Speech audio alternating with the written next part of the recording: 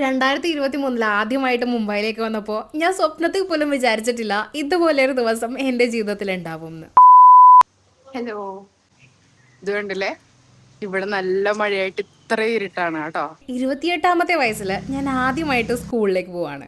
ഇത്തവണ പഠിക്കാനല്ലെന്ന് മാത്രം, പഠിപ്പിക്കാനായിട്ട്. ഭാഷ അറിയാത്ത, സ്ഥലം അറിയാത്ത, ചുറ്റുമുള്ള മനുഷ്യരെ ആരും അറിയാത്ത ഒരു പുതിയൊരിടത്തേക്ക് കാലെടുത്ത് വയ്ക്കുകയാണ്.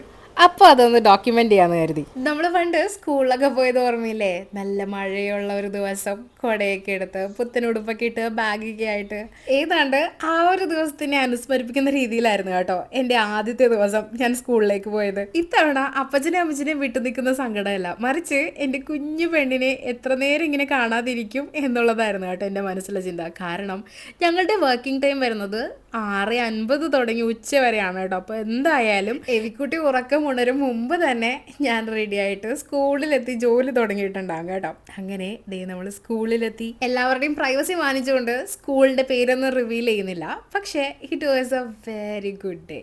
കുറേ കാര്യങ്ങളുണ്ടായിരുന്നടാ. പുതിയതായിട്ട് ചെന്നതിൻ്റെ ഒരു അമ്പരപ്പ്, അന്താളിപ്പ്.